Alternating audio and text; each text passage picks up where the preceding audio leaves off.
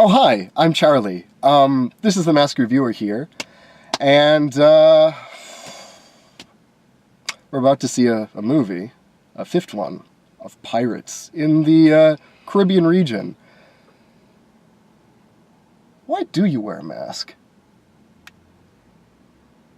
Let me tell you all I know about sea turtles! Let's talk about Pirates of the Caribbean. So, I don't know about you, but I personally feel like...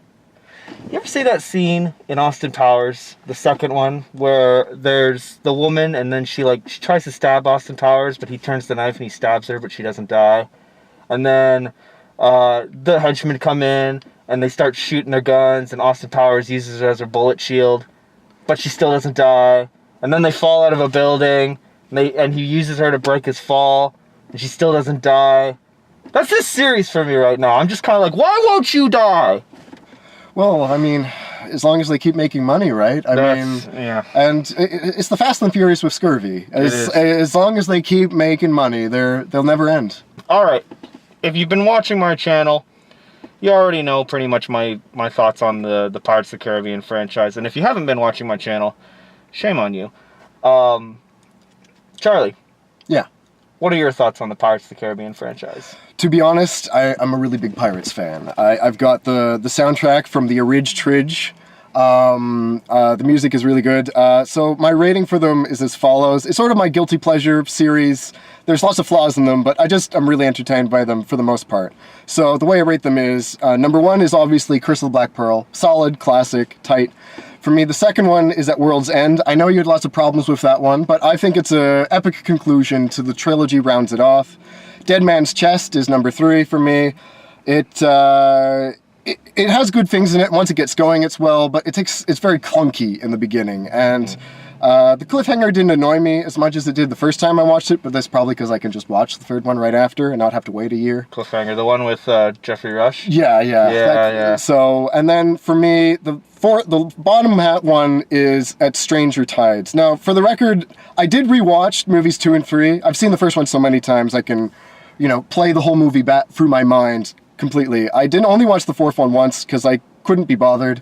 It just exists to me. It was so bland. Besides the mermaid set piece, nothing in it interested me, because at least with movies 2 and 3, I think, there's lots of problems with them, no question, but at least they were ambitious. You could see in both movies, they were really trying to do something new and engaging. They didn't play it safe. They followed through with character arcs, even if there were too many characters at times. So I think but I do agree with you that the direction for Pirates to succeed, if it's going to keep churning out, is to do what At Stranger Tides did, which is one-off serials. Yeah. One-off serials with the formula where you get Captain Jack and his crew looking for a magical MacGuffin and some kind of paranormal thing. Yeah. That's why At Stranger Tides annoyed me more, because on paper it should have worked or been more interesting than it was. I really wasn't happy with the fourth one, though. I really have to emphasize. I love Pirates, but even... the fourth one, I just watched it, and besides that mermaid set piece, that was about it. And maybe when Jeffrey Rush was, trying to, butter up around the king, I thought that was kind of funny. But everything else in it, I just felt kind of everything you've done was done in the other movie, but better, which is never good. That is the main flaw with this series that I find. It's it seems like every movie, they kind of have this thing where it's oh, we're going to wrap it up in a neat little bow, and then we're going to untie that bow just so we can wrap it up again in that next movie, and then we're going to untie it just so we can wrap it up again that next movie. That is very true. The Pirates movies are very guilty of that. Personally, I think the fourth one for me is my ultimate. It's okay. It's my guilty pleasure. I think it's for you and me, it's At World's End. It's your guilty pleasure. And Stranger Tides. I rewatched that just yesterday, and I was expecting to be much more critical of it. No, I legitimately like this movie. And Sir Paul McCartney is apparently going to have a cameo, in addition to Keith Richards. Yes, I love this. I love the idea of bringing in rock stars, because Johnny Depp said it perfectly. Pirates were kind of the rock stars of history. It's true. And so it fits that they add actual rock stars into their thing. So, and you know what? Fingers crossed that in number 7, we get a cameo from Gene Simmons or Elton John. Robert Plant would be good too. Robert Plant. Especially get him he can't hit the notes like Led Zeppelin anymore, but they'll it would be still fun. Anyway, that's our thoughts going into Pirates of the Caribbean. Dead Men Tell No Tales. I'm not really holding out for much. If it's good, it's good. If it's bad, it's bad. But we'll see. Well, let's go see this bitch.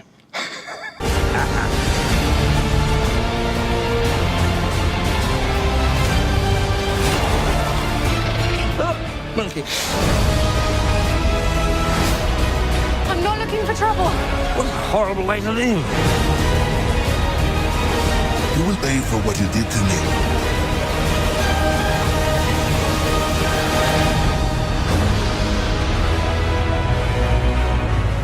Oh boy. Alright. We got out of seeing Pirates of the Caribbean, Dead Men Tell No Tales. I know, that's a problem. They're running out of titles. They are. Next thing you know, it'll be On Stranger World End, or Curse of the Strange End. But I know you weren't as fond of this movie as I was. I was okay with it. It's better than At Stranger Tides, which for me, it was not all it had to do, but I was more or less entertained throughout the whole thing, I think. I might say I'm gonna bitch about this movie a lot. That's fair. It's definitely got a lot of problems. I was a lot more critical of it, and I wasn't expecting it to hold as much as it did. I just want to say, sure. Even though I'm gonna bitch about this movie, it was still pretty good. Yes. All right. Do see it. It's fun. Yes, absolutely. Go see it. It was definitely a fun time. But at the end of the day, this fits somewhere between Stranger Tides and Dead Man's Chest in my book. I think that's a good assessment. It's third place kind of material. This franchise has jumped the shark. Quite literally, there's sharks jumping in this film. But that was one of the best parts. It was in the trailers. Was it? Yeah. Oh, I didn't see the trailer, so I was amazed. When they're like coming up out of the water and it's like chomping and stuff, and I'm just like, I saw that in the trailers. That would have been cool if I didn't see it, but I did. And just, oh my god, like this series, it's literally just, it has all the same problems as the original, the other movies in the series did. Yeah. Once again, we are wrapping things up in a neat little bow, only to untie them again, just so we can wrap them up again. The whole Ghost Pirates thing, it's been played out, but those little tweaks they did, and the design of the ship, I think, is really cool. Yeah. And how the pirates are missing parts of themselves, and how the ship kind of is like breaks it. Even though it's essentially a rehash, it's kind of like a new direction. It's kind of like the whole like let's play within the realm of the familiar, but let's see how many times we can do the same thing. Yeah, I think at this point, Dead Pirates are done. Oh yeah. But I was impressed that it was. I didn't feel like I was watching, the Black Pearl, exactly that. It was obviously very heavily inspired by it, but you're kind of like, okay, they clearly, in the writer's room, were working quite hard to try and come up with something different. Yeah, it definitely feels like they're trying new things. But one thing, though, I would say against those Ghost Pirates, though, because parts of them are missing, is that unlike the skeleton pirates and even Davy Jones' fish pirates, with all that heavy CGI, you could still know who was who. Yeah. All of them, even with all the makeup, even with all these action scenes, more or less, you could tell them apart. Yeah. Like even especially Davy Jones' crew, like one of them has like a hammerhead, one of them has like the eel head. Yeah, like one of them's got like a shell for hair, and like they're all very different. And if you this one, they all just kind of blend together. Yeah, and because with movies 2 and 3, if you watch them back to back, because you only see them sometimes in the background. Yeah. But if you watch them close together, you can sort of pick them out a lot easier, which I just did. But even so, they stand out. They're recognizable.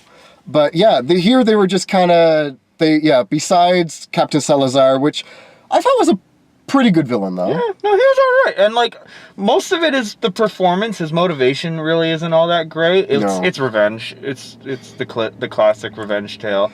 But I like his design. I like the performance by Javier Bardem. Yeah, I think for the most part, like, I wouldn't rank him as one of the best villains in the franchise. No, Davy Jones is still hands down. Davy Jones and Barbossa are still up at the top. he's definitely better than Blackbeard. I would say Blackbeard. that. Blackbeard's the most famous pirate of all time, and yeah. they made him boring. They That's did. a crime. Which is a shame because Ian McShane is a great actor. He so is. Like even if you don't know pirates, Blackbeard is the only one people know. This one's, I think this one's a lot better because the characters are a lot more streamlined. A lot less Yeah. memorable though. Yeah, that's the ultimate flaw. Is like the only memorable characters are the ones we've already seen. These new characters, like Will's son, not really interesting. The girl, I have a big problem with the girl. Oh, how so? It kind of felt like the film didn't know what to do with her. In the sense that, like, when she's introduced and she starts talking about how, like, I don't believe in ghosts and stuff like that. It's like, okay, I get where this is going. You're going to be the skeptic that's going to, like, hold out and, like, not like, believe what you're seeing or try to find some scientific explanation behind this. And then, like, eventually you're going to be proven wrong. And then she drops a line that's like, just because you can't see it doesn't mean it's not true. And it's like, these are two moral stances that are at war with each other. And I don't know if that was part of her character or if that was just something that, like, they kind of forgot about. Yeah, well, I think at least in that context, this was before they met the ghost pirates and they're looking at stars. But yeah, and the thing is too, like, because that's one theme I think that's really interesting, and that was one thing I liked at World's End that they really played on as well. This idea that magic is dying, the old ways are dying, and sort of that idea of the modern world, and because I think that's a theme that needs to be explored more. Because I think that's a really kind of neat thing. And again, as soon as she sees the ghost, it's just, ghosts! Yeah. Nothing. It doesn't go anywhere. Yeah. This film is a lot better than some of the other films when it comes to having scenes, making sure that every scene has a point. Yes. For as far as I know, there was only 2 times the film kind of sidetracked itself a little bit. Okay, what The were first was Paul McCartney's cameo. Yes. Which, honestly, it's worth it because it's Paul McCartney, and it actually is probably the best joke in the entire movie. Mm-hmm. And the second one was the wedding scene. Yeah, the wedding scene was... It comes out of nowhere. It serves no point, and then, like, Barbossa literally comes in to this and has a shotgun wedding and just, like, starts blowing people away, and then it's just like, okay, we're just gonna ignore that now, like, bye. But doesn't that feel most Pirates of all? Because it's, I think if it's Pirates of the Caribbean in a nutshell, right? Because first it's like Hangman's Bay or Hangman's Cove, and you think, wow, this is really messed up. And then it just ends up being, like, really goofy and weird and gross. Yeah, that's one thing I forgot that true. I really like about the Pirates movies too, is in addition to all the, swashbuckling action and romance, they always have that little element of gross factor that you're kind of thinking, ew, why did you put that in there? But they've got, like, close-ups of sweat and sores and barnacles and... Oh, yeah. Even in this, like, in this one, like, where they're pulling the guy's toe, we both kind of cringed. We were like, ugh, that's gross. But when they were making that, it's like, no, don't cut away from that. I made a remark going in that when I was watching the trailers, it kind of felt like they were making Jack a little bit too stupid, a little bit too imbecilic, a little bit too inconfident. And thank God for that wasn't just like, oh, you know what, like, people are getting tired of Jack Sparrow, so let's just make him a dummy because that works. It actually, thank God in this movie, it actually serves a point, and it's actually his character arc is that he's kind of... he's hit rock bottom, and it's about building himself back up in a sense. But then again, if that's his character arc, does he really do anything in the movie to grow as a character, or do things just kind of fall into his lap? Yeah, he does nothing, because in the other movies... He's active. He's trying things, He's, like, even in the first movie, he is desperately trying to get revenge on Barbossa. Yeah. In the second movie, it's about him trying to escape Davy Jones. He does not want to be part of Davy Jones' crew. You like the third movie better. Third movie, his thing is about chasing immortality, right? Yeah, that's and then true. he has that second guess at the end, and then for Will, that's actually a act of kindness in a way, because he sees Will's dying. Yeah. So he's sort of the rogue with a heart of gold, right? That would kind of play into the fact that Elizabeth in the second movie was like, you secretly are a good person, you just deny it, and that's ultimately the payoff right there, is the fact that he sacrifices what he wants for Will. Yeah, and the thing is, too, as the longer these movies go on, the less people will care. I love Oh, yeah. pirates a lot more than an average person, and even I don't know if they're ever going to permanently kill somebody. I'm going to be like, fine, whatever. And that's ultimately my biggest flaw with this movie, is that the entire time watching it, there is little brief snippets where I'm like, all right, that's cool. But for the majority of it, I'm just kind of like, ho hum, like, all right, like, I guess this is the thing now. You mean yo-ho-hum. Yo. That's the only pirate pun I've used so far, but I felt that one just, you know, it's like when there's something there, you gotta use it. Thank you for not riddling my show with puns. Then again, I love puns, so by all Well, means, you know, a good I wasn't going to use any of the R ones because those are just so bad. Yeah, that's true. Well, you know, a good pun is its own reword. Oh, let's talk about the young Jack effects, special effects. Because you actually thought it was a different actor. Yeah, I actually did. I honestly, because all those other touch-ups of special effects Yeah. are, for the most part, terrible. Oh, they've done it before. Like, they did it with Robert Downey Jr. in Civil War, and it looked okay. They did it in Star Wars Rogue One with Carrie Fisher, which looked decent. They did it with Kurt Russell in Guardians of the Galaxy, which he's barely in it. So by the time like he's gone, you're like, okay.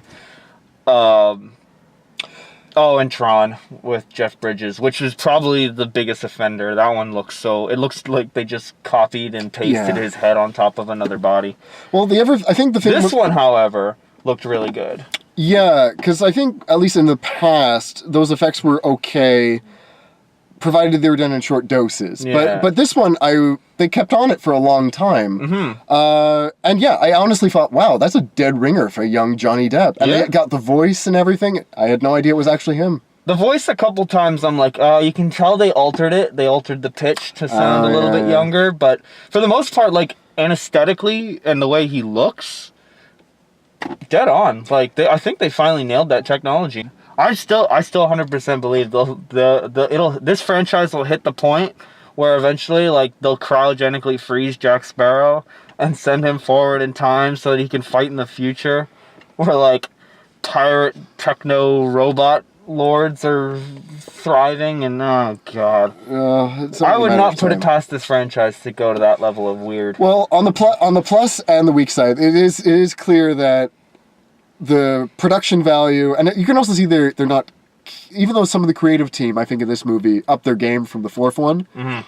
You can also see that they, I think they're not caring about the series as much either, because at one, like, it also, at least maybe to me, they had a lot less practical effects and sets. It was a lot more CGI. Yeah. Like, You're very right. It does kind of feel like this series is just kind of because the first thing I noticed in Stranger Tides is, wow, they really cut the budget. yeah.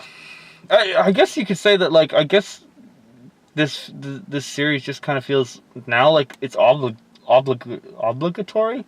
Obligatory? Yeah. Is that the word? It sounds like more like that black sheep in the family. Like, oh, I gotta drive him to the airport. Okay, fine, fine. We'll make another Pirates. It's you know. That it is. It's just like, all right. Well, I guess people are still going to see it, so you know what? Just keep making it. Sorry about that. We ran out of memory card space. Anyway, that's probably our sign that we should wrap it up. I think so. What do you think the title of the next one will be? This movie ends with Jack Sparrow saying "Beyond the Horizon," so I'm gonna say it's Pirates of the Caribbean: Beyond the Horizon.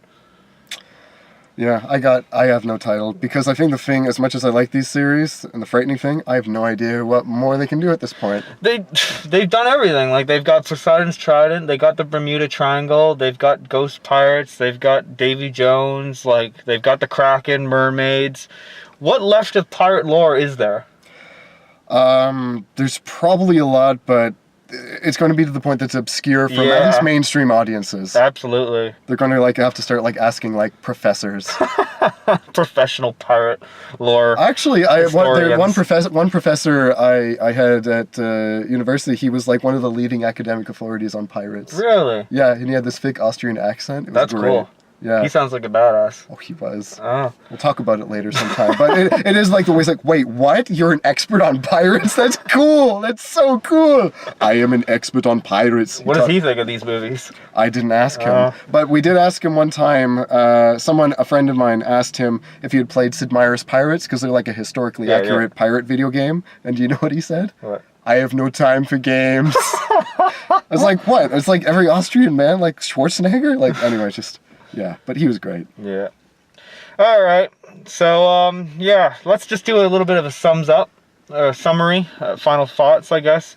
My thoughts, it's fine. It's honestly, this film's biggest flaw is that this series just is running on its hind legs. We're just beating a dead horse at this point. Yep. For me, it's more enjoyable than Stranger Tides. I thought it was fun, but as I said before, I don't really necessarily know what more you can do with it. It was retreading a lot of stuff. It had enough in it to make one movie. Like, this movie is, if there's that point, it did it. It stretched. It's like, okay. And then after that, I have no idea. No idea. But I mean, who am I kidding? I'm probably gonna watch them all. Yeah, I'll see you on the next one. I guarantee you'll be coming back and reviewing that. Well, one. you know what they say. Take what you can. Give nothing back.